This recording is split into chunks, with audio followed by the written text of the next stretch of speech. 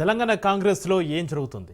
రేవంత్ రెడ్డి సర్కార్లో ఏం జరుగుతుంది? మాకు తెలియాలంటోంది ఢిల్లీలోని కాంగ్రెస్ హైకమాండ్. కేబినెట్పై అవినీతి ఆరోపణలు, మంత్రుల పరస్పర విమర్శలు, పొలిటికల్ రచ్చలో సీఎం రేవంత్ రెడ్డి సహా మంత్రుల కుటుంబ సభ్యుల జోక్యం ఆరోపణలపైన కాంగ్రెస్ హైకమాండ్ సీరియస్ అయినట్లుగా తెలుస్తుంది. సర్కార్ సారథి రేవంత్ రెడ్డి, పార్థసారథి మహేష్ కుమార్ గౌడ్, డిప్యూటీ సీఎం బట్టి విక్రమార్క, సీనియర్ మంత్రి ఉత్తమ్ కుమార్ రెడ్డి, ఇతర సీనియర్ నేతలను ఢిల్లీకి పిలిపించిన అధిష్టానం కాంగ్రెస్ కొట్లాటపైన వివరణ తీసుకునే అవకాశం ఉందనే పొలిటికల్ లీకులు వస్తున్నాయి. అటవీ శాఖ టెండర్లతో మొదలైన మంత్రుల పంచాయతీపైన విపక్షాలు రాష్ట్రంలో గన్ కల్చర్ విస్తరించిందనే విమర్శలు గుప్పిస్తున్నాయి. ఈ వ్యవహారంలో మంత్రి కొండ సురేఖ వర్సెస్ పొంగులేటి ఇష్యూలో ఆఫ్ ది రికార్డుగా సీఎం రేవంత్ రెడ్డి కుటుంబ సభ్యులు, అనుచరుల పేర్లు, ఉత్తమ్ కుమార్ రెడ్డి నియోజకవర్గంలో జరిగిన గొడవపై ఆయన నోరు విప్పాలనే డిమాండ్స్ అయితే వస్తున్నాయి.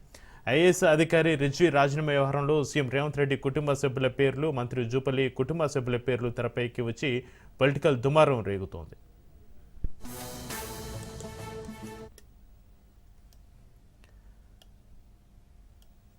ఇక తెలంగాణ కాంగ్రెస్లో ఏం జరుగుతుంది? రేవంత్ రెడ్డి సర్కార్లో ఏం జరుగుతుంది? మాకు తెలియాలంటోంది ఢిల్లీలోని కాంగ్రెస్ హైకమాండ్. కేబినెట్ పైన అవినీతి ఆరోపణలు, మంత్రుల పరస్పర విమర్శలు, పొలిటికల్ రచ్చలో సీఎం రేవంత్ రెడ్డి సహా మంత్రుల కుటుంబ సభ్యుల జోక్యం ఆరోపణలపైన కాంగ్రెస్ హైకమాండ్ సీరియస్ సంబంధించి మరింత సమాచారాన్ని మా ప్రతినిధి సైదులు లైవ్లో అందిస్తారు. సైదులు. ఎస్ చక్రి, కాంగ్రెస్ పార్టీలో కుమ్ములాటలు ముఖ్యంగా అంటే మంత్రుల మధ్య జరుగుతున్నటువంటి కుమ్ములాటలు, అదేవిధంగా గన్ కల్చర్. సో ఈ విధంగా చూస్తే మాత్రం ఇక్కడ అసలు ఏం జరుగుతుంది క్యాబినెట్లో కానీ ఉన్నటువంటి మంత్రుల మధ్య ఇలాంటి గొడవలు కానీ, సో ఇట్లా ఏం జరుగుతుందని చెప్పేసి కూడా కాంగ్రెస్ పార్టీ హైకమాండ్ ఆరాధించే ప్రయత్నం చేస్తుంది. దానిలో భాగంగానే ఈరోజు ఢిల్లీ పెద్దలు ఇక్కడ ఉన్నటువంటి రాష్ట్ర కాంగ్రెస్ పార్టీ కీలక నేతలతో భేటీ కాబోతున్నారు. ఒకవైపు డీసీసీ అధ్యక్షులకు సంబంధించినటువంటి సమావేశం ఉంటుంది, అందుకు మేము ఢిల్లీ వెళ్తున్నామని చెప్తున్నప్పటికీ కాంగ్రెస్ పెద్దలు, కానీ సో అంతర్గత కుమ్ములాటలకు సంబంధించి కూడా ఆరాధించే అవకాశం ఉన్నట్లు తెలుస్తుంది. ఎందుకంటే పెద్ద ఎత్తున వార్తలు వస్తున్నాయి. ఎందుకంటే తెలంగాణ కాంగ్రెస్ నాయకుల మధ్య కుమ్ములాటలు చర్చనీయాంశంగా మారింది కాబట్టి సో ఆరాధించే ప్రయత్నం ఢిల్లీ పెద్దలు చేస్తున్నారు. దానిలో భాగంగానే నిన్న ఉటావుటిన బట్టి విక్రమార్క, మంత్రి ఉత్తమ్ కుమార్ రెడ్డి ఢిల్లీ వెళ్ళారు. సో ఇప్పుడు మరి కాసేపట్లో 9:30 హైదరాబాద్ నుంచి ఢిల్లీ వెళ్ళనున్నారు ముఖ్యమంత్రి రేవంత్ రెడ్డి. సో ఖచ్చితంగా ఇప్పుడు పొన్నం ప్రభాకర్ వర్సెస్ మంత్రి అడ్లూరి లక్ష్మణ్ వీళ్ళిద్దరి మధ్య జరిగినటువంటి గొడవ తారాస్థాయికి చేరింది. ఖచ్చితంగా క్షమాపణ చెప్పాలని ప్రధానంగా అడ్లూరి లక్ష్మణ్ పొన్నం ప్రభాకర్ని డిమాండ్ చేశారు. లేదంటే నేను కాంగ్రెస్ పార్టీ పెద్దల్ని కలుస్తాను, ఫిర్యాదు చేస్తానని చెప్పేసి ఆయన అన్నారు. సో అలా కంప్లైంట్ చేశారు. తర్వాత పొన్నం ప్రభాకర్ దిగొచ్చారు, క్షమాపణ చెప్పారు. దాని తర్వాత ఇక ఇద్దరు ఎస్సీ మంత్రుల మధ్య అంటే అటు అడ్లూరి లక్ష్మణ్ అదేవిధంగా వివేక్ మధ్య జరిగినటువంటి వివాదం కూడా తెరపైకి వచ్చింది. ఒక దళిత మంత్రిని ఈ విధంగా అనుమానిస్తుంటే మరో ఒక దళిత మంత్రి చూస్తూ ఊరుకున్నాడు, నవ్వుతూ ఉన్నాడు అని చెప్పేసి కూడా ఆరోపణలు చేశారు మంత్రి అడ్లూరి లక్ష్మణ్. సో వివేక్ కూడా దానిపైన స్పందించారు. సో ఆ వివాదం కూడా ఆరాధించే ప్రయత్నం చేస్తున్నారు. దాని తర్వాత ఇక పొంగులేటి శ్రీనివాసరెడ్డి వర్సెస్ కొండా సురేఖ మధ్య జరిగినటువంటి వివాదం తారాస్థాయికి చేరింది.